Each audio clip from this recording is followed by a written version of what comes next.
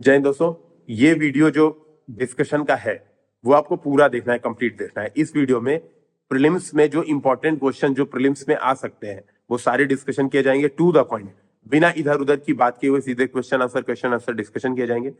आपको कोशिश ये करनी है एटलीस्ट ऑडियो ईयरफोन लगा के ऑडियो जरूर सुन लेना है इन वीडियोस का, कोशिश ये होनी चाहिए। अगर आपके पास समय है तो आप इंपॉर्टेंट जो अंडरलाइन जो किया जा रहा है उसके आप नोट्स भी बना सकते हैं, क्योंकि वो एग्जाम में सीधे सीधे आने के चांसेस हैं और सबसे बड़े आपके आखिरी समय में रिवीजन के लिए बहुत ही महत्वपूर्ण होंगे।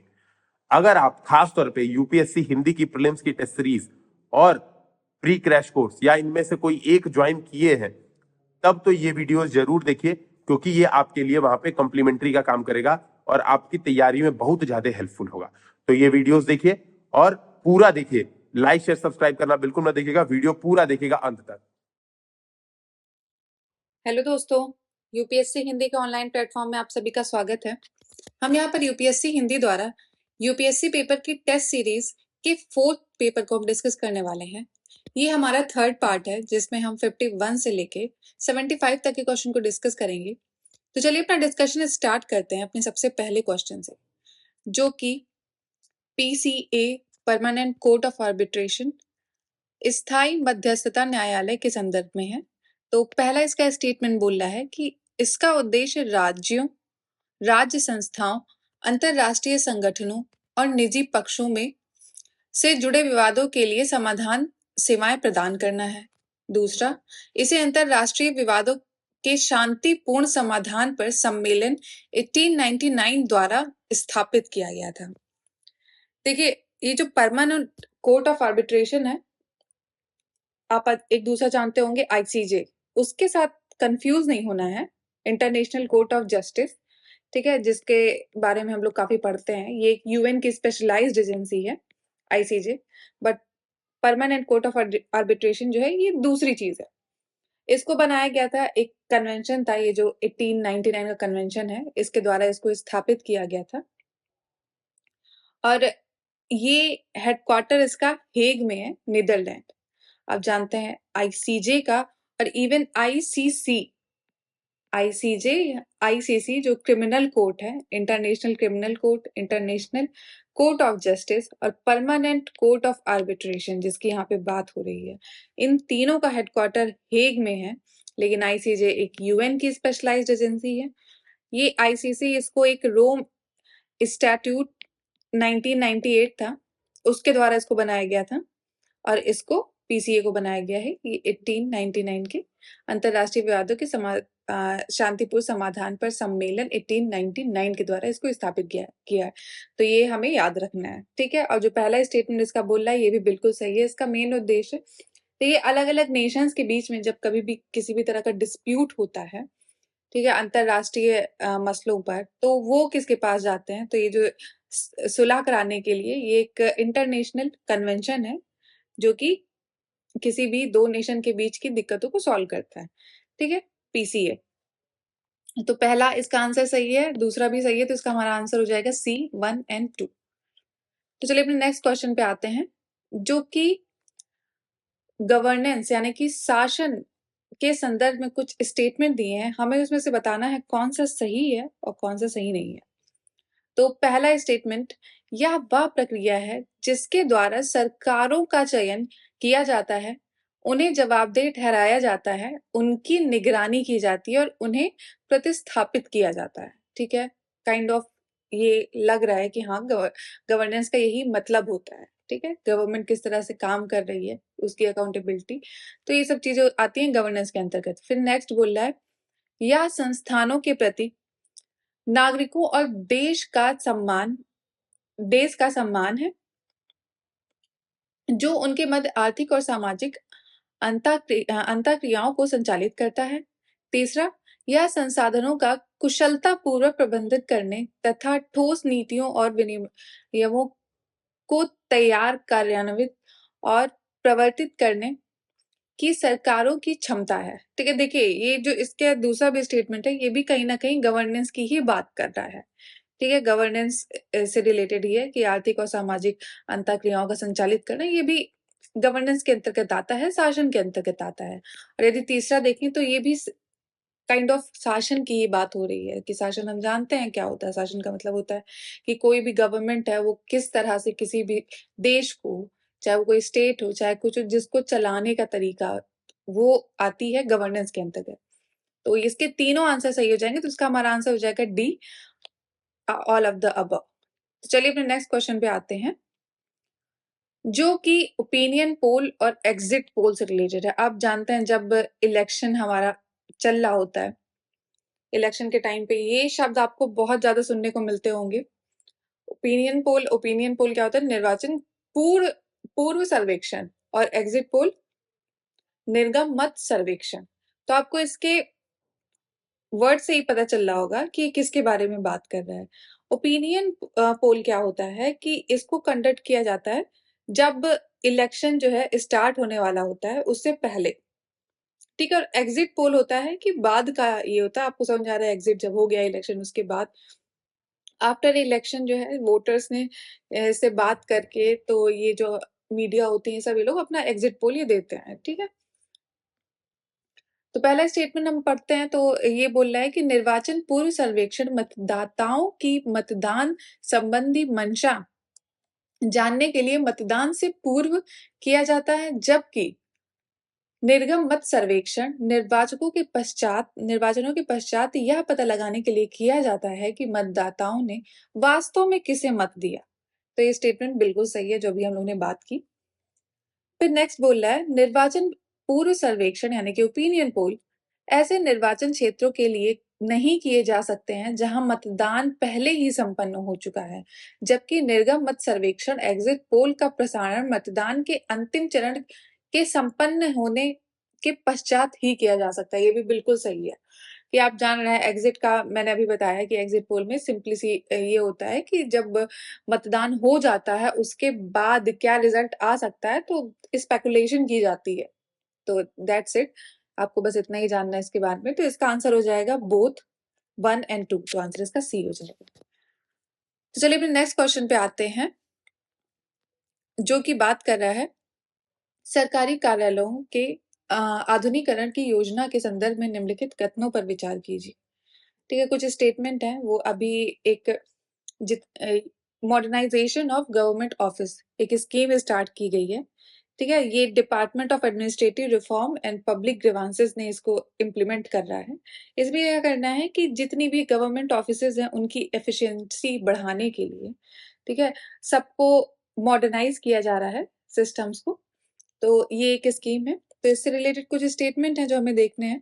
पहला स्टेटमेंट बोल रहा है, यह योजना सरकारी कामकाज की दक्षता और प्रभावशीलता को बढ़ावा देने के उद्देश्य से कार्यालय के आधुनिकीकरण पर बल देती है। बिल्कुल सही। फिर नेक्स्ट बोल रहा है, यह योजना के अंतर्गत केवल भारत सरकार के मंत्रालयों, विभागों के कार्यालय, संलग्न कार्यालय और दिल्ली राष्ट्रीय राजधानी क्षेत्र में स्थित सांविधिक निकाय आते हैं। बिल्कुल सही है, ये भी स्टेटमेंट इसका सही है। फिर नेक्स्ट बोल रहा है, इसका कार्यान्वयन प्रशासनिक सुधार और लोक शिकायत विभाग द्वारा किया जा रहा है। बिल्कुल सही, मैंने अभी बताया आपको, इसका जो इम्प्लीमेंटेशन है इस स्कीम का, ये डिपार्टमेंट ऑफ एडमिनिस्ट्रेटिव रिफॉर्म, ठीक है, एंड पब्लिक ग्रीवांसेस जो है इसको इम्प्लीमेंट कर रहा है। जितने भी गवर्नमेंट ऑफिसेज हैं उनको मॉडर्नाइज करना, उनके अंदर नई नई जो टेक्नोलॉजी है उनका यूज करके उनको इक्विप्ड करना है, ठीक है। तो इसका मेन पर्पस यही है ताकि जितनी भी मिनिस्ट्रीज हैं वो और एफिशिएंटली काम कर सकें, ठीक है, उनकी एफिशिएंसी बढ़ाई जा सके और काफी अच्छे तरीके से मॉडर्नाइज तरीके से उनको जो है काम किया जा सके। तो मेन इसका ये है। तो चलिए इसका आंसर हो जाएगा 1, 2 एंड 3। अपने नेक्स्ट क्वेश्चन पे आते हैं, जो कि बात कर रहा है सामाजिक जवाबदेही के तात्पर्य सार्वजनिक सेवाओं के लिए मांग व्यक्त करने में नागरिक संगठनों की सहभागिता और स्थानीय सेवा प्रदाताओं की यथार्थ जवाबदेही है। निम्नलिखित साधनों में से कौन से सामाजिक जवाबदेही को बढ़ाते हैं? देखिए, सामाजिक जवाबदेही यानी कि सोशल अकाउंटेबिलिटी, तो इसमें से कौन सी चीजें हैं जो कि इस चीज को बढ़ावा देती हैं, सोशल अकाउंटेबिलिटी को, कि जो हमारी पब्लिक है उसके प्रति जो गवर्नमेंट की जो अकाउंटेबिलिटी है, अकाउंटेबिलिटी का मतलब जवाबदेही, कि आप जो काम कर रहे हैं वो किस तरह से उनके लिए फायदेमंद है, कहाँ पे कहाँ पे क्या इन्वेस्टमेंट हो रही है, क्या कैसे हो रहा है, तो सारी चीजें जो आप कर रहे हैं वो आपकी जवाबदेही लोगों के लिए प्रति हो, क्योंकि हमारी जो गवर्नमेंट है वो आप जानते हैं कि हमारी हम लोग अपना पब्लिक जो है टैक्स पेयर्स हैं, सब टैक्स पे करते हैं, तो उस पैसे से जितनी भी हम लोग को फैसिलिटीज दी जाती हैं, ठीक है, तो इस तरह से ये सिस्टम चलता है गवर्नमेंट का, वो गवर्नेंस करते हैं। तो वो यदि हमारे द्वारा चुने गए प्रतिनिधि हैं तो उनकी जवाबदेही किसके प्रति होगी, जो उनको चुन के वहां पे चुन रहा है और जिसके वो प्रतिनिधि बने हुए, जैसे हमारे अभी प्रधानमंत्री जी हो गए, तो उनको हम सब ने चुन के भेजा है पार्लियामेंट में, तो उस हिसाब से तो उनकी भी अकाउंटेबिलिटी फिक्स होती है, हमारे प्रति जवाबदेही, क्योंकि हमने उनको बनाया। तो ये बात हुई सोशल अकाउंटेबिलिटी की। तो इसमें से क्या चीजें हैं जो इसको प्रूव करती हैं? तो पहला स्टेटमेंट बोल रहा है सहभागी बजट विश्लेषण, जिसे पार्टिसिपेटरी बजट एनालिसिस कहते हैं। फिर सामुदायिक score card, community score card. Next citizen charter. Next social audit. तो आपको इनसे समझ में आ गया होगा, ये सारी चीजें कहीं ना कहीं एक तरह से जवाबदेही फिक्स करती हैं कि जो हमारा बजट का एनालिसिस होता है, कि उसमें जब हमारे जो फाइनेंस मिनिस्टर बजट लाती हैं तो वो किस सेक्टर में कितना खर्चा हो रहा है, क्या चीजें, वो सारी चीजें एनालिसिस के बाद ही आती हैं। जो कैग हमारा कॉन्स्टिट्यूशनल बॉडी है, उसका ये काम होता है उसको एनालाइज करना। साथ ही साथ यदि जो सेकंड बोल रहा है कम्युनिटी स्कोर कार्ड, तो ये भी यही इसका काम होता है कि अगर अलग अलग डिपार्टमेंट हैं, उनकी कैसी काम कर रहा है, तो उसका एक स्कोर कार्ड होना, जैसे हमारा रिपोर्ट कार्ड होता है बच्चों का, जो बताता है कि उनकी परफॉर्मेंस कैसी है, तो ये सेम चीज है कम्युनिटी स्कोर कार्ड। साथ ही साथ सिटीजन चार्टर हो गया, ठीक है, और सिटीजन सर्वे, सिटीजन रिपोर्ट, ठीक है। तो ये बहुत सारी चीजें हैं जिसके द्वारा समय समय पर जो है सरकार की जवाबदेही फिक्स की जाती है। तो इसका आंसर आपको समझ में आ गया होगा, 1 2 3 4 सारे ही सही हैं। तो चलिए अपने नेक्स्ट क्वेश्चन पे आते हैं, जो कि एक स्कीम से रिलेटेड है, जो कि जम्मू कश्मीर की है। तो स्टेटमेंट देख लेते हैं। क्वेश्चन है कि जम्मू और कश्मीर एकीकृत शिकायत निवारण और निगरानी प्रणाली के संदर्भ में कुछ स्टेटमेंट है, उनको हमें देखना है। तो इसका पहला स्टेटमेंट बोल रहा है, यह देश की शीर्ष स्तर पर केंद्र सरकार और निचले स्तर पर तहसीलों और प्रखंडों से जुड़ी पहली ऑनलाइन शिकायत प्रबंधन प्रणाली है, ठीक है। तो ये स्टेटमेंट सही है, ये पहली ऐसी ऑनलाइन ग्रीवांस मैनेजमेंट सिस्टम है जिसमें डायरेक्ट जो तहसील के लेवल पे, ठीक है, अलग अलग जो सेंट्रल गवर्नमेंट के जो ब्लॉक्स हैं, इन सब पे, मतलब आप समझ रहे हैं रूट लेवल पे डेमोक्रेसी यहाँ पे शो हो रहा है इसमें। तो ये जो इसका पहला स्टेटमेंट बता रहा है, ये बिल्कुल सही है। फिर नेक्स्ट स्टेटमेंट इसका बोल रहा है कि जिलाधिकारी और उपायुक्त शिकायतें प्राप्त करने, निपटाने और निगरानी करने के लिए प्राथमिक बिंदु होंगे, बिल्कुल सही, कि जो डिस्ट्रिक्ट कलेक्टर होंगे, डिप्टी कमिश्नर होंगे, वो लोगों की जो ग्रीवांसेस हैं उसको एड्रेस करेंगे, ठीक है। ये एक रूट लेवल डेमोक्रेसी की यहाँ पे बात हो रही है कि आपको अपनी शिकायतें कहीं हाई लेवल पे नहीं, जो लोकल लेवल पे जो है अपनी लोगों की शिकायतों को दूर किया जाएगा। तो ये काफी अच्छी स्कीम है। तो इसका आंसर हो जाएगा 1 और 2। चलिए अपने नेक्स्ट क्वेश्चन पे आते हैं, जो कि पीवीपी यानी कि पब्लिक प्राइवेट पार्टनरशिप, ठीक है, उससे रिलेटेड एक क्वेश्चन है। कुछ स्टेटमेंट दिए हुए हैं, हमें पता लगाने हैं इसमें से कौन से स्टेटमेंट सही है कौन से नहीं है। तो पहला स्टेटमेंट बोल रहा है कि पूंजी अनुदान के रूप में व्यवहार्यता अंतराल वित्त पोषण यानी कि वायबिलिटी गैप फंडिंग द्वारा इसको दिया जाता है, पीपीपी। ये स्टेटमेंट सही है। देखिए वायबिलिटी गैप फंडिंग होता क्या है। देखिए कभी भी मान लीजिए कोई प्राइवेट फर्म है, उसने आके बोला, मान लीजिए हाईवे बनाना है, ये आके बताया कि हम ये हाईवे आपका बना देंगे।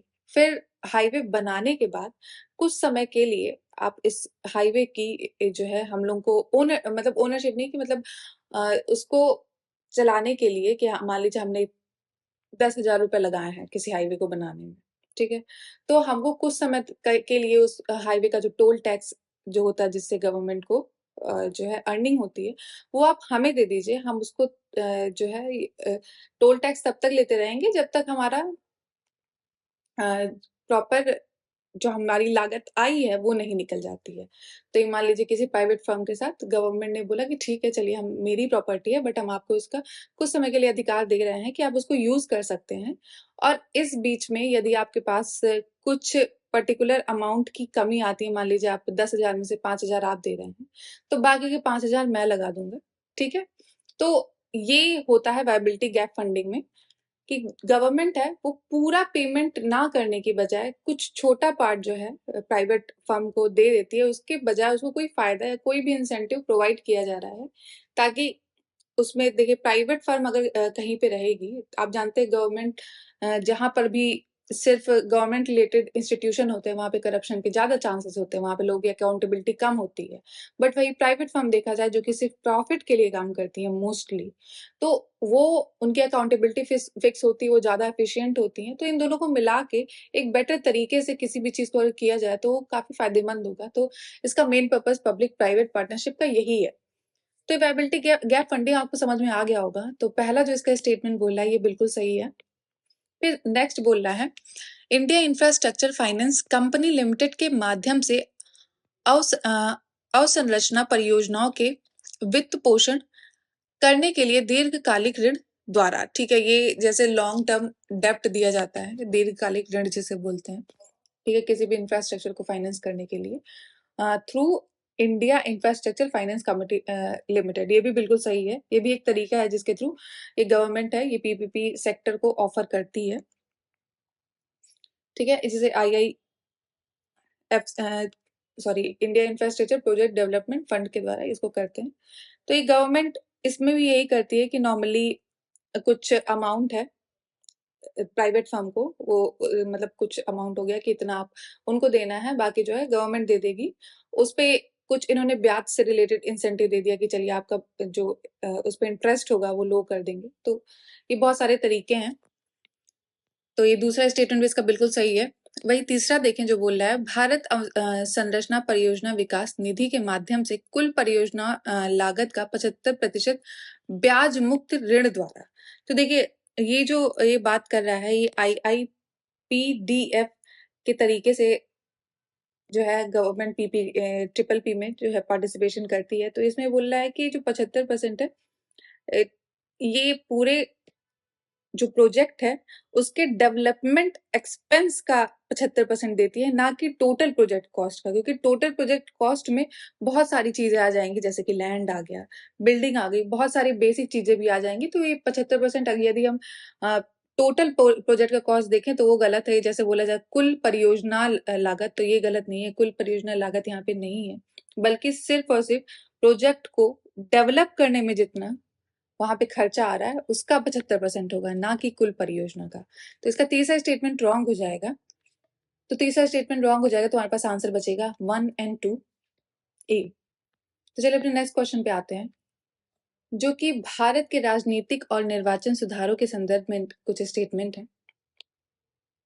पहला स्टेटमेंट ये तीनों चीजें दी हुई हैं और हमें ये बताना है इनको कालानुक्रमित करना है।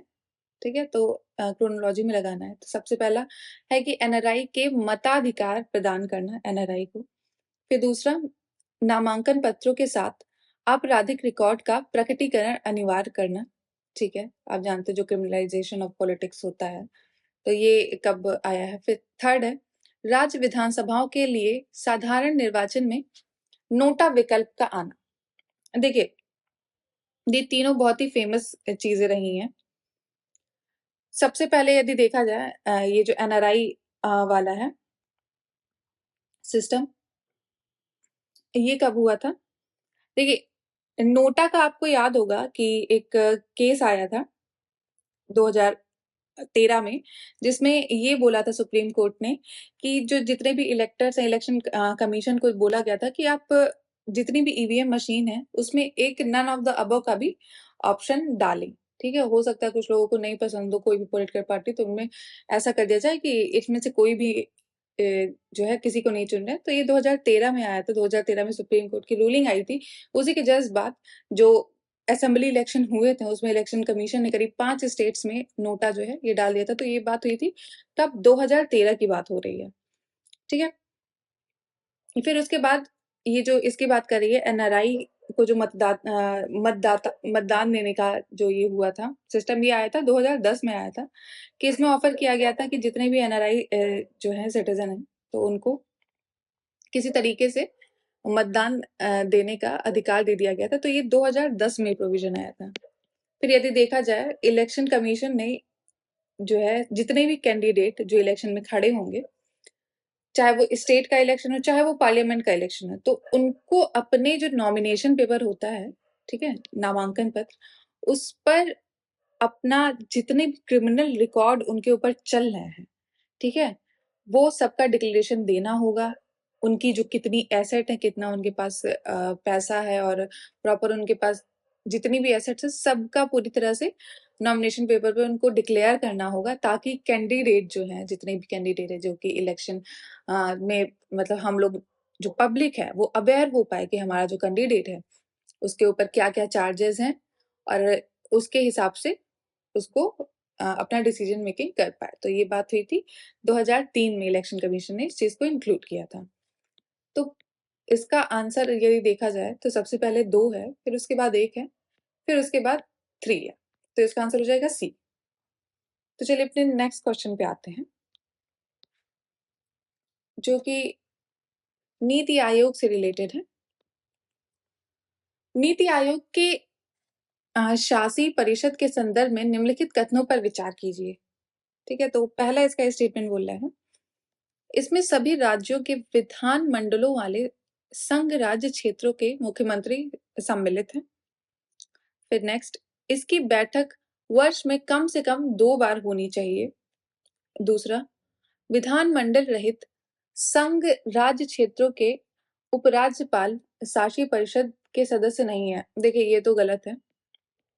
ये जो बोल रहा है कि जो लेफ्टिनेंट गवर्नर है यूटी के, जिनमें लेजिस्लेचर नहीं होता है, वो मेंबर नहीं हो सकते, तो ऐसा नहीं है। तो ये तो रॉन्ग है बिल्कुल, इन मेंबर होते हैं। और साथ ही ये जो बोल रहा है कि इनकी 2 इसमें मीटिंग होनी चाहिए कम से कम 2 बार साल में, तो ऐसा कोई प्रोविजन नहीं है। अब पहला जो है, इसमें सभी राज्य और विधान मंडलों वाले संघ राज्य क्षेत्रों के मुख्यमंत्री सम्मिलित हैं। तो ये स्टेटमेंट इसका सही है। और इसमें क्या पूछ रहा है, इसमें से कौन सा स्टेटमेंट सही नहीं है, ये चीज हमें ध्यान देना है। तो इसमें ये सही नहीं है, ये सही नहीं है, तो इसका आंसर हो जाएगा सी। दूसरा और तीसरा नहीं सही है, बाकी इसका पहला स्टेटमेंट सही था। तो चलिए अपने नेक्स्ट क्वेश्चन पे आते हैं, जो कि लोक प्रतिनिधित्व अधिनियम 1951 यानी कि रिप्रेजेंटेशन ऑफ पीपल एक्ट 1951 से रिलेटेड है। इसमें कुछ स्टेटमेंट दिए हैं, हमें बताना है इसमें से कौन सा रिप्रेजेंटेशन ऑफ पीपल एक्ट 1951 के अंतर्गत आता है। तो इसका जो पहला स्टेटमेंट बोला है, राज्य विधानमंडल के सदस्यता के लिए निरहताएं। दूसरा, मतदाताओं की अर्हताएं। निर्वाचन क्षेत्रों के परिसीमन की प्रक्रिया। देखिए पहला तो जो बोल रहा है डिस्क्वालिफिकेशन किसका, मेंबर ऑफ स्टेट लेजिस्लेचर का। दूसरा, क्वालिफिकेशन ऑफ वोटर, ठीक है। फिर तीसरा इसमें बोल रहा है निर्वाचन क्षेत्र की परिसीमाएं यानी कि डिलिमिटेशन ऑफ कॉन्स्टिट्यूएंसी। देखिए इसमें से पहला स्टेटमेंट तो बिल्कुल सही है, जो कि 1951 के रिप्रेजेंटेशन ऑफ पीपल एक्ट में आता है। बल्कि ये जो दोनों स्टेटमेंट नीचे के दिए हुए हैं, ये दोनों बात कर रहे हैं जो 1950 का आरपीए है, ठीक है, 1950 का, ना कि 1951 का। तो ये आता है। देखिए अब यदि कुछ अगर हम 1951 के रिप्रेजेंटेशन ऑफ पीपल एक्ट में कुछ इंपॉर्टेंट चीजें देखें, तो सबसे पहला तो जो इलेक्शन होता है लोकसभा का, राज्यसभा का, और लेजिस्लेचर का जो इलेक्शन है जो स्टेट में होता है, स्टेट लेजिस्लेटिव असेंबली का और काउंसिल का, तो उनके इलेक्शन से रिलेटेड जो कंडक्ट है, कैसे कंडक्ट होगा इलेक्शन, वो सब आता है 1951 के अंतर्गत, ठीक है। किसका आपको याद कर लेना है, ये चीज बिल्कुल बहुत इंपॉर्टेंट है। लोकसभा, राज्यसभा का और जो स्टेट लेजिस्लेचर है उसका इलेक्शन आता है 51 में।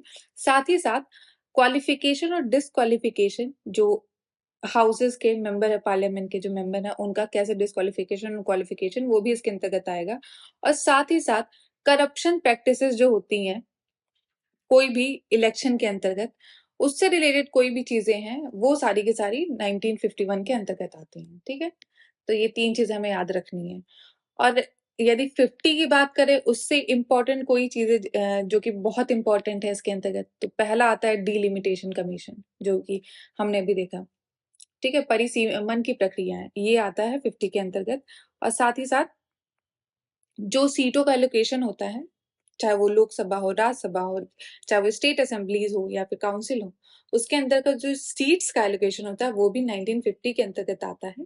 ठीक है, और वोटर्स का क्वालिफिकेशन, जो आप यदि अपने एरिया में आप जिसमें जहाँ पे रहते हैं, तो वहां पर आपको जो वोट करने का जो अधिकार, तो आपकी क्या क्वालिफिकेशन होनी चाहिए, वो भी इसी के अंतर्गत आती है। ठीक है, तो ये कुछ इंपॉर्टेंट चीजें थी रिप्रेजेंटेशन ऑफ पीपल एक्ट की, जो हमें याद रखनी है। ओके, तो इसका आंसर हमने अभी देख लिया, सी हो जाएगा, 1 ओनली। अपने नेक्स्ट क्वेश्चन पे आएंगे, जो कि कुछ इंपॉर्टेंट केसेस हैं। ये क्वेश्चन बहुत ही इंपॉर्टेंट है।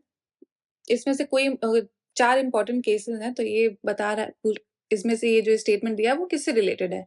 पहला, निर्वाचन संबंधी सुधारों के संदर्भ में निर्वाचनों में नकारात्मक मतदान करने का नागरिकों का संवैधानिक अधिकार निम्नलिखित में से किस बात के बरकरार रखा गया। देखिए, ये बात कर रहा है constitutional right of citizen to cast negative vote, यानी कि नोटा।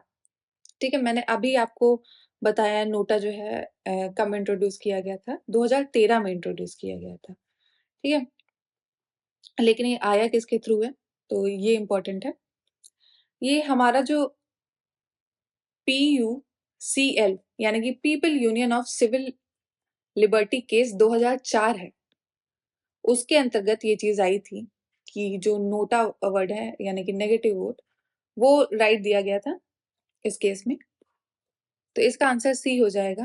लेकिन यही अगर बाकी जो स्टेटमेंट है यदि हम देखें, पहला बोल रहा है जो जन चौकीदार यानी कि पीपल्स वॉच, ये एक केस है, ये एक पटना की NGO थी, उससे रिलेटेड केस था। इसमें था कि कोई भी पर्सन है, मतलब कोई भी इलेक्टर है जो कि इलेक्शन में खड़ा होने वाला है, तो उस पर्सन की क्या क्वालिफिकेशन होनी चाहिए, क्या उससे रिलेटेड चीजें, ये सारी इस केस में दी गई थी। ठीक है, तो ये किसकी जन चौकीदारी केस से रिलेटेड बात हो रही है। और साथ ही साथ यदि हम लोग देखा जाए, जो सबसे लास्ट वाला सबसे इंपॉर्टेंट है, LIC केस, भारतीय जीवन बीमा निगम वाला 1995 का, तो इसने ही यही केस ने बताया था सुप्रीम कोर्ट ने कि जो प्रियम्बल है, हमारी जो कॉन्स्टिट्यूशन की प्रस्तावना है, वो इंटीग्रल पार्ट है कॉन्स्टिट्यूशन का।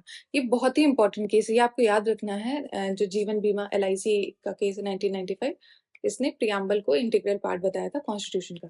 चलिए अपने नेक्स्ट क्वेश्चन पे आते हैं,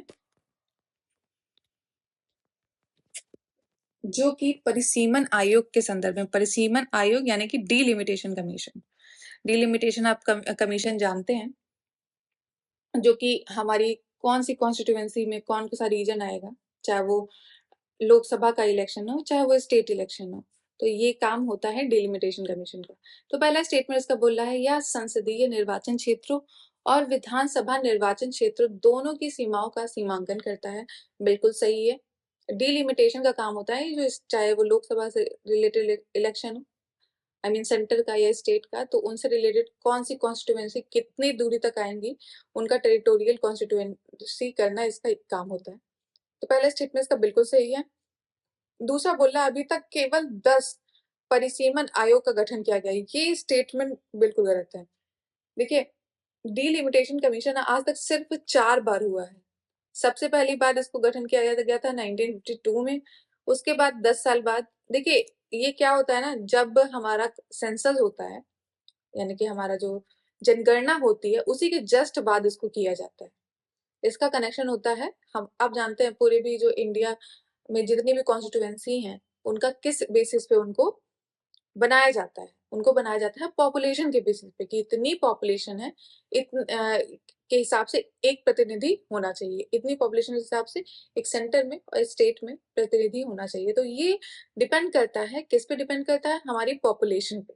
और हर बार जब सेंसस होता है उसी के बाद इसका गठन किया जाता है, लेकिन इसको बीच में रोक दिया गया था वो, क्योंकि आप जो विवाद था वो काफी डीप में हो जाएगा, वो मैं आपको आगे बताऊंगी। तो इसको हमेशा सेंसस के बाद ही गठन किया जाता था। पहला तो 52 में हुआ, फिर उसके बाद 63 में इसको गठन किया गया 62 एक्ट के थ्रू, फिर उसके बाद 72 में इसको किया गया गठन इसका, और लास्ट में जो आखिरी हुआ था डिलिमिटेशन वो 2002 में ही हुआ था। तो अभी तक इसका 4 बार गठन किया जा सका है, ना कि 10 बार। तो पहला स्टेटमेंट जो है इसका ये सही है, वही दूसरा स्टेटमेंट इसका गलत हो जाएगा। फिर नेक्स्ट बोला है इसकी अध्यक्षता उच्चतम न्यायालय का पदासीन या सेवानिवृत्त न्यायाधीश करता है। तो तीसरा स्टेटमेंट भी इसका बिल्कुल सही है। तो इसका आंसर हो जाएगा 1 और 3 सी। तो चलिए अपने नेक्स्ट क्वेश्चन पे आते हैं, जो कि कुछ स्टेटमेंट दिए हैं, हमें बताना है इसमें से कौन सा सही है। तो पहला स्टेटमेंट इसका बोल रहा है कि राज्यपाल उच्च न्यायालयों की कार्यवाही में हिंदी भाषा का प्रयोग प्राधिकृत कर सकता है। ठीक है, फिर नेक्स्ट, उच्च न्यायालय द्वारा दिया गया कोई भी निर्णय हिंदी और अंग्रेजी भाषा में होना चाहिए। देखिए, दूसरा स्टेटमेंट आप जानते हैं, जितने भी हमारे कोर्ट्स के जो जजमेंट आते हैं वो मोस्टली इंग्लिश में ही होते हैं। आपने रेयरली देखा होगा कहीं पे हिंदी में कहीं ये स्टेटमेंट दिया जा रहा है, आप जो न्यूज़पेपर में आता है। ज्यादातर जो इनके इसकी जो लैंग्वेज होती है वो इंग्लिश ही होती है। आपने अगर यूट्यूब पे भी जजमेंट्स देखे होंगे तो उसमें आपको पता चला होगा। तो इसका जो दूसरा स्टेटमेंट है ये तो सरासर गलत है। ठीक है, हिंदी इंग्लिश में नहीं होता है, सिर्फ इंग्लिश में जजमेंट्स आते हैं। तो ये गलत हो जाएगा। वही पहला स्टेटमेंट जो बोल रहा है ये बिल्कुल सही है कि गवर्नर है वो ऑथराइज कर सकता है कि मान लीजिए किसी भी हाई कोर्ट में वो गवर्नर, जहाँ कहीं मान लीजिए यूपी का जो हाई कोर्ट है, इलाहाबाद हाई कोर्ट हो गया, तो वहां के गवर्नर उसको दे सकते हैं अथॉरिटी, ऑथराइज कर सकते हैं किसी भी हाई कोर्ट को कि उसकी प्रोसीडिंग हिंदी लैंग्वेज में की जा सके। तो इसका जो पहला स्टेटमेंट है ये राइट है। तो इसका आंसर हो जाएगा ए, केवल 1। तो चलिए अपने नेक्स्ट क्वेश्चन पे आते हैं, जो कि एक एनजीओ दर्पण पे बेस्ड है। एनजीओ दर्पण, तो पहला स्टेटमेंट इससे रिलेटेड ये है कि यह गैर सरकारी संगठनों और विदेशी सरकारों के मध्य इंटरफेस प्रदान करता है। यह सामाजिक अंकेक्षण को बढ़ावा देने हेतु प्रयासरत सरकार अनुरक्षित गैर सरकारी संगठन है। तीसरा, यह वह पोर्टल है जो गैर सरकारी संगठनों तथा प्रमुख सरकारी मंत्रालयों और विभागों के मध्य इंटरफेस प्रदान करता है। देखिए, तीसरा स्टेटमेंट इसका बिल्कुल सही है। जो एनजीओ दर्पण है इसको एनजीओ पार्टनरशिप सिस्टम भी कहा जाता है। इसे प्लानिंग कमीशन जो है मेंटेन करता है, जो कि अब नीति आयोग हो गया है। तो इसका मेन काम ये होता है, और ये मेनली आप जानते हैं नेशनल इंफॉर्मेटिक्स सेंटर उससे एसोसिएटेड रहता है। तो इसके थ्रू ये इंटरफेस में क्या होता है कि जितनी भी रेगुलेशन होती है, आप जानते हैं कि एफसीआरए के थ्रू, जो फॉरेन कंट्रीब्यूशन रेगुलेशन एक्ट है, जिसके थ्रू जितने भी एनजीओज हैं उनको ऑथराइज किया जाता है, उनको ऑर्गेनाइज किया जाता है, वो सारी रजिस्ट्रेशन उनका किया जाता है। तो जितने भी रजिस्टर्ड एनजीओ हैं इंडिया में वो सारे सबको दर्पण पोर्टल पे रजिस्टर करना बिल्कुल जरूरी है। ठीक है, तो ये मेनली ऑर्गेनाइज करता है एनजीओ को, सबको उन पर निगरानी रखना और ये सब उनको मेंटेन करना, डेटा मेंटेन करना काइंड ऑफ काम है एनजीओ दर्पण का। तो इसका आंसर हो जाएगा सी। तो चलिए अपने नेक्स्ट क्वेश्चन पे आते हैं, जो कि मतदाता सत्यापन योग्य पेपर ऑडिट ट्रेल यानी कि वीवीपैट, उससे रिलेटेड क्वेश्चन है। वीवीपैट यानी कि voter verifiable paper audit trial. तो इसमें जब वीवीपैट होता है, अगर आपने में से कुछ लोगों ने यदि वोट किया है तो आपको पता होगा कि वीवीपैट जो है एक पेपर निकलता है। तो इलेक्शन आपको देने के बाद, मतलब आप अगर वोटिंग अपनी दे देते हैं तो उसके बाद निकलता है। तो उसमें क्या क्या इन्फॉर्मेशन रहती है इसमें बोला जा रहा है। तो पहला बोल रहा है उस पर उस उम्मीदवार का नाम जिसके पक्ष में मतदान दिया गया है। दूसरा, उम्मीदवार दल का चिन्ह। ठीक है, फिर तीसरा, मतदाता का नाम, मतलब कि आप यदि गए हैं इलेक्शन देने, आप वोटर, तो आपका नाम। तो ये ऐसा नहीं होता है कहीं पे। तो तीसरा स्टेटमेंट तो हमारा रॉन्ग है। वही अगर पहले दूसरे की बात किया जाए, ये दोनों चीजें उस पर रहती हैं। और आप जानते हैं एक इम्पॉर्टेंट चीज कि जब ये जो वीवीपैट में जो स्लिप आती है, ये 7 सेकंड के लिए इसकी टाइमिंग होती है। आप 7 सेकंड के लिए वो विंडो विजिबल होती है, उसमें आप देख सकते हैं आपने किसको वोटिंग दी है। ये एक तरह से आपने जो ईवीएम मशीन है जिसपे जो बटन दबाया है और जो वीवीपैट है, दोनों को मिलाने के लिए एक तरह होता है, ठीक है, कंफर्मेशन के लिए। तो इसका आंसर हो जाएगा 1 एंड 2, इसमें उम्मीदवार का नाम और उसका दल का चिन्ह। तो चलिए अपने नेक्स्ट क्वेश्चन पे आते हैं, जो कि बोल रहा है निम्नलिखित में से कौन से अनिवार्य मतदान आरोपित करने के प्रस्तावित कारण है। पहला, मतदान का अधिकार व्यक्तिगत अधिकार होता है जिसका प्रयोग करने या ना करने के संबंध में नागरिक द्वारा निर्णय लिया जा सकता है, ठीक है। ये बात हो रही है कंपलसरी वोटिंग। यदि मान लीजिए कंपलसरी वोटिंग कहीं पे डाली जाए, मान लीजिए हमारे इंडिया में ऐसा लॉ आ जाता है कि हम जितने भी लोग हैं सबको कंपलसरी जाके वोट देना ही है, ठीक है। यदि आप 18 साल से ऊपर हैं आपका तो आपको वोट देना बिल्कुल, मतलब एक तरह से रूल लगा दिया जाए, ठीक है। जैसे कि इनकम टैक्स रिलेटेड, यदि आप इनकम टैक्स से बचने की कोशिश करते हैं तो आपके खिलाफ कार्रवाई हो सकती है। तो एक तरह से उसी तरह का रिलेटेड अगर ये किया जाए तो क्या क्या रीजन हो सकता है, तो बस एक स्टेटमेंट ये आपका इंटेलेक्चुअल वो चेक करने के लिए। तो पहला स्टेटमेंट बोला, मतदान का अधिकार व्यक्तिगत अधिकार होता है जिसका प्रयोग करने या ना करने के संबंध में नागरिक द्वारा निर्णय लिया जा सकता है। पहला स्टेटमेंट जो इसका बोला है, तो इसमें थोड़ी शंका है। अभी दूसरा स्टेटमेंट देखते हैं। बोला इसका परिणाम उच्चतर स्तर के राजनीतिक वैधता होती है क्योंकि यह उच्चतर मतदान प्रतिशत पर आधारित होता है। ये बिल्कुल सही बात है। जैसे बोला जा रहा है कि मेनली इसको political legitimacy, high degree of political legitimacy इसका जो है परिणाम हो सकता है कि जितने ज्यादा वोटर रहेंगे उतना ही ज्यादा अच्छा रहेगा कि रिजल्ट आएगा, लोगों का पार्टिसिपेशन होगा। तो ये बात कर रहा है। दूसरा स्टेटमेंट इसका सही है।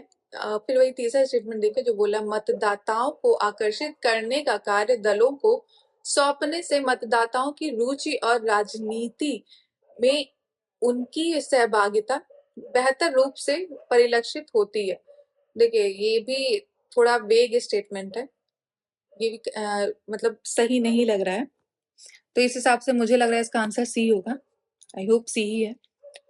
तो चलिए अपने नेक्स्ट क्वेश्चन पे आते हैं, जो कि बोल रहा है निम्नलिखित में से कौन राज्य मुख्य सूचना आयुक्त और राज्य सूचना आयुक्त के वेतन, भत्ते और सेवा के अन्य निबंध और शर्तों को निर्धारित करता है। ये बात कर रहा है सीआईसी की और स्टेट इंफॉर्मेशन कमिश्नर की, ठीक है। इन दोनों से रिलेटेड जो भी उनका अलावेंस है, उनकी सैलरी है, ये कौन डिटरमाइन करता है, ठीक है। तो आप जानते हैं जो सेंट्रल गवर्नमेंट है वो डिटरमाइन करती है, और ये सीआईसी किसके अंतर्गत आता है, ये एक स्टैट्यूटरी बॉडी है जो कि आती है राइट टू इंफॉर्मेशन एक्ट जब बना था 2005 में, तभी से ये जो बॉडी है ये आई थी हरकत में। तो स्टेट इंफॉर्मेशन कमिश्नर है, एक है सेंट्रल इंफॉर्मेशन कमिश्नर, ठीक। तो ये किसके अंतर्गत आती है, आरटीआई एक्ट 2005 के अंतर्गत। तो इसका आंसर हो जाएगा सी, सेंट्रल गवर्नमेंट यानी कि केंद्रीय सरकार। तो चलिए अपने नेक्स्ट क्वेश्चन पे आते हैं, जो कि संविधान में निम्नलिखित में से किन निकायों का उल्लेख किया गया है। ये सिंपल सा क्वेश्चन है। ये बोल रहा है कि संविधान यानी कि कॉन्स्टिट्यूशनल बॉडीज कौन सी हैं, मतलब कौन सी बॉडीज मेंशन है, कौन सी कॉन्स्टिट्यूशनल नहीं है। तो पहला बोल रहा है कि इंटर स्टेट काउंसिल, तो ये आप जानते हैं इंटर स्टेट काउंसिल है, ये आती है कॉन्स्टिट्यूशनल बॉडी है जो कि डिस्क्राइब की गई है आर्टिकल 263 के अंतर्गत, ठीक है। फिर वही दूसरा देखा जाए जो बोला है जोनल काउंसिल, तो जोनल काउंसिल जो है ये स्टैट्यूटरी बॉडी नहीं है, सॉरी ये कॉन्स्टिट्यूशनल बॉडी नहीं है बल्कि स्टैट्यूटरी बॉडी है, जो कि आप जानते हैं जब स्टेट्स को दोबारा रीऑर्गेनाइज किया गया था लिंग्विस्टिक बेसिस पे, स्टेट रीऑर्गेनाइजेशन एक्ट 1956 का था, उसके अंतर्गत हमारे देश में कुछ जोनल काउंसिल बनाए गए थे, जैसे कि नॉर्थ का, सेंट्रल, साउथ, अलग अलग रीजन में। लेकिन आप जानते हैं जो नॉर्थ ईस्ट का जो जोनल काउंसिल था, या जिसे नॉर्थ ईस्ट काउंसिल कहते हैं, इसको काफी बाद में बनाया गया था, जो कि स्टेट रीऑर्गेनाइजेशन एक्ट के अंतर्गत नहीं आता। उसके लिए अलग से एक एक्ट बनाया गया था जिसे कहते हैं नॉर्थ ईस्ट काउंसिल एक्ट 1971 में आया था। तो उसके अंतर्गत नॉर्थ ईस्ट काउंसिल बनी थी। तो ये भी आप जान गए कि नॉर्थ ईस्ट काउंसिल जो है ये भी एक स्टैट्यूटरी बॉडी है, संवैधानिक बॉडी यानी कि कॉन्स्टिट्यूशनल बॉडी नहीं है, और साथ ही जोनल काउंसिल भी नहीं है। यदि 2 और 4 को एलिमिनेट करें तो हमें इसका आंसर मिल जाएगा 1 और 3। ठीक है, इसमें एलिमिनेशन ही की टेक्निक ही लगानी है। अपने नेक्स्ट क्वेश्चन पे आते हैं, जो कि बोल रहा है कि निम्नलिखित में से कौन सी समिति भारत में पुलिस सुधार से संबंधित है। देखिए, पुलिस, आप जानते हैं समय समय पे पुलिस रिफॉर्म के लिए बहुत सारी कमिटीज आई हैं, लेकिन आप जानते हो बहुत ही ज्यादा कुछ इम्प्रूवमेंट इस फील्ड में नहीं देखा गया है, जो कि विजिबल है आज के समय में। तो ये कौन कौन सी कमिटीज आई, ये हमारे लिए इम्पोर्टेंट है। मैं कुछ कमिटीज आपको बताना चाहूंगी। पहले एक गोरे कमेटी आई थी, जो कि पुलिस ट्रेनिंग के लिए आई थी, जो आई थी 1971 से 73 में। गोरे कमेटी, ठीक है, पुलिस ट्रेनिंग के लिए। फिर साथ ही साथ आई थी रिबीरो कमेटी, जो कि पुलिस रिफॉर्म के लिए आई थी 98 में। फिर पद्मनाभ भैया कमेटी आई थी, ये भी पुलिस रिफॉर्म में थी, जो 2000 में आई है। फिर लास्ट में एक कमेटी है जो कि group of minister on national security पे आई थी। ठीक है, ये 2000 से 2001 के बीच में आई है।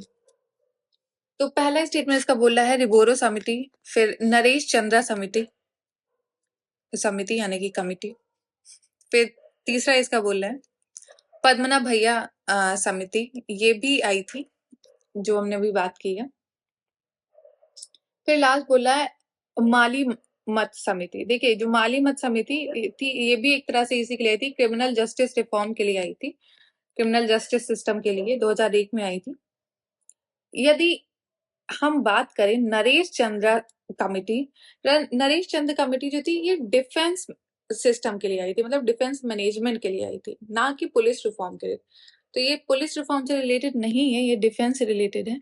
तो ये दूसरा हमारा एलिमिनेट हो जाएगा। दूसरा एलिमिनेट होते ही हमारे पास आंसर मिल जाएगा 1, 3 और 4।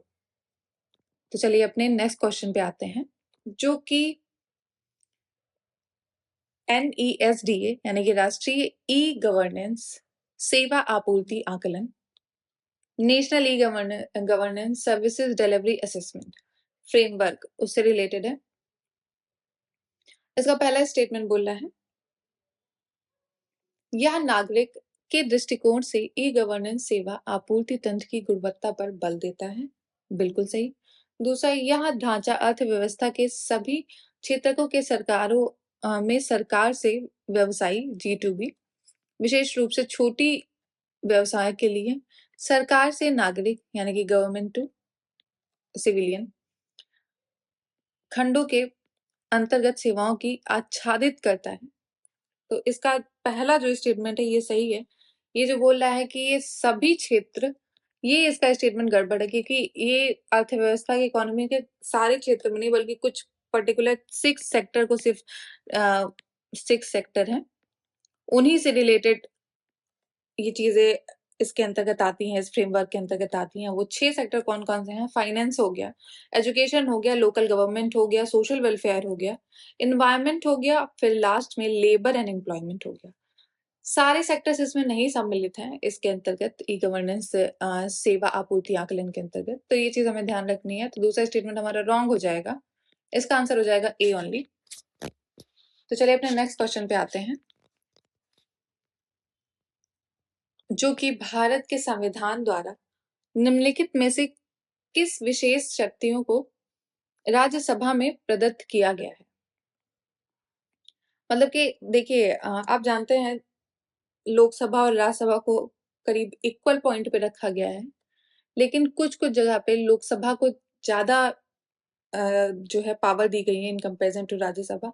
वहीं राज्यसभा के भी पास कुछ ऐसी जगह है जहाँ पे उसको लोकसभा से ज्यादा प्रायोरिटी मिलती है, स्पेशल पावर दी गई है राज्यसभा को। तो वो कौन सी चीजें हैं? तो इसका पहले मैं बता देती हूँ। देखिए, यदि स्टेट लिस्ट में आप जानते हैं कि आर्टिकल 249 के अंतर्गत ये दी हुई है पावर राज्यसभा को।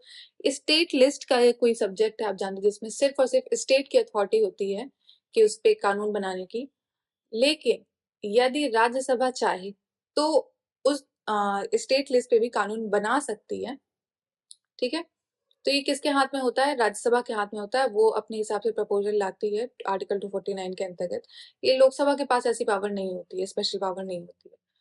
ठीक है, और साथ ही साथ यदि ऑल इंडिया सर्विस क्रिएट करनी है कोई भी सेंट्रल लेवल पे या स्टेट लेवल पे, जो कि आर्टिकल 312 के अंतर्गत आती है, तो वो भी सिर्फ राज्यसभा के हाथ में होती है, ना कि लोकसभा। तो ये स्पेशल पावर है कुछ राज्यसभा की। तो इसका पहला स्टेटमेंट बोल रहा है कि किसी राज्य के मौजूदा क्षेत्र को बदलने के लिए और राज्य का नाम बदलने की शक्ति।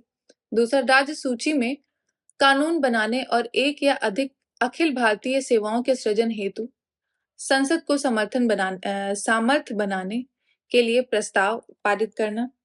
देखिए, यही अभी हमने बात की। दूसरा स्टेटमेंट इसका बिल्कुल सही है। ऑल इंडिया सर्विस जो होती हैं उसको बनाने के लिए, चाहे सेंटर में स्टेट में, तो उसके पास पावर होती है हमारी राज्यसभा के पास।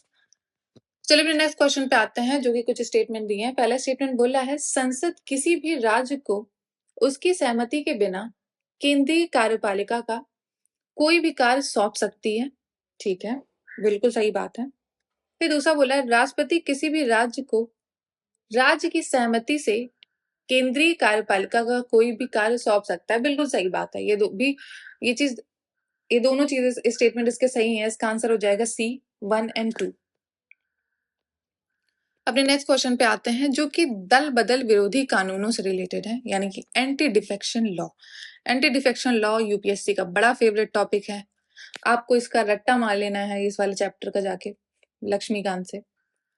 पहली इसकी सबसे इंपॉर्टेंट चीज, एंटी डिफेक्शन लॉ कब आया था? आप जानते हैं एंटी डिफेक्शन लॉ जो है ये आया था 52nd कॉन्स्टिट्यूशन अमेंडमेंट के थ्रू। इसमें दिया है, इसने उल्टा कर दिया है। 52nd कॉन्स्टिट्यूशनल अमेंडमेंट के थ्रू आया था। कब आया था? 1985 में आया था। ठीक है, एंटी डिफेक्शन लॉ। आया राम गया राम की राजनीति आप जानते होंगे। ये एक कोई गया राम थे, ये जब हॉर्स ट्रेडिंग होता था उस समय, ये जब लॉ नहीं आया था कि नेता जो है उनको खरीद फरोख्त होती रहती थी उनकी, कि एक दल से एक पार्टी में है, वो दूसरी पार्टी में चले गए, दूसरी पार्टी को ने अगर उनको पैसा खिलाया और पहली पार्टी से दूसरी, तो इसकी वजह से जो गवर्नमेंट थी हमारी अनस्टेबल रहती है, प्रॉपर कोई गवर्नमेंट नहीं रह पाती है। आए दिन गवर्नमेंट जो है वो गिरी जा रही है, ऐसे ही सरकारी गिर जानी है, तो ये सारी चीजें होती थी।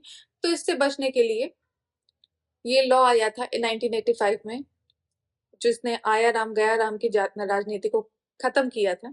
उस वक्त के जो इलेक्शन कमिश्नर थे, तो उन्होंने गया राम से रिलेटेड एक स्टेटमेंट दिया था। उन्होंने बोला कि ये एक नेता थे जो कि किसी पार्टी से दूसरी पार्टी में चले गए थे, तो उसी वक्त बोला गया था। इलेक्शन कमीशन ने जब अपनी प्रेस कॉन्फ्रेंस दी तो उसमें कहा था कि भैया जो आया राम थे वो आज गया राम थे वो आया राम हो गए हैं, तो तभी से इसको आया राम गया राम की राजनीति बोला जाता है। ठीक है, तो ये पहला स्टेटमेंट इसका रॉन्ग है, क्योंकि 52nd कॉन्स्टिट्यूशन अमेंडमेंट के थ्रू किया गया है। और साथ ही साथ दूसरा बोला है यह नामांकित सदस्य इस अयोग्यता को आमंत्रित किए बिना सदन में अपनी सीट संभालने के 6 माह के भीतर किसी भी राजनीतिक पार्टी में शामिल हो सकते हैं। यानी कि जो भी नॉमिनेटेड मेंबर है वो 6 मंथ के अंदर यदि कोई पार्टी ले ले तो उनके पास ये जो है प्रिविलेज है। तो ये दूसरा स्टेटमेंट इसका सही है, तो इसका आंसर हो जाएगा बी। अपने नेक्स्ट क्वेश्चन पे आते हैं, जो कि ग्राम सभा क्या है। ग्राम सभा आप जानते हैं किसी भी जो है गांव के या फिर किसी भी विलेज के जितने भी रजिस्टर्ड वोटर होते हैं असेंबली के, वो सब कहलाते हैं ग्राम सभा के अंतर्गत आते हैं।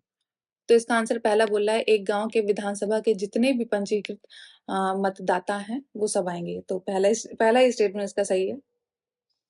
अपने नेक्स्ट क्वेश्चन पे आते हैं, जो कि उच्च न्यायालय पे बेस्ड है।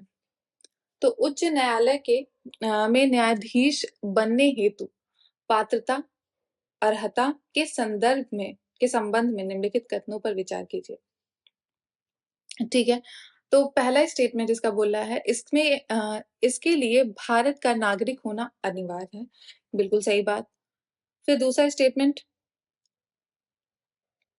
इसे संसद की नजरों में एक सम्मानित विधिवेत्ता यानी कि ज्यूरिस्ट होना चाहिए। ओके।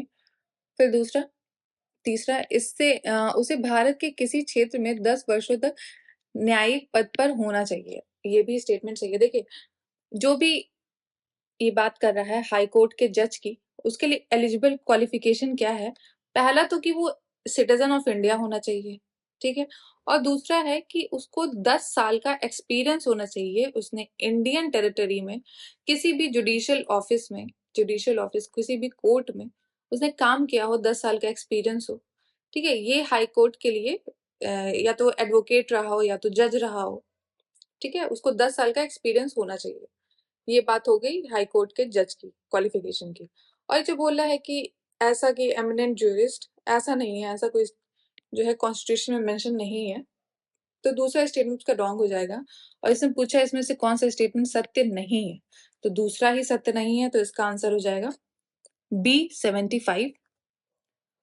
तो हमारा डिस्कशन यहीं पे एंड होता है। Thank you so much for watching. जय हिंद, जय भारत।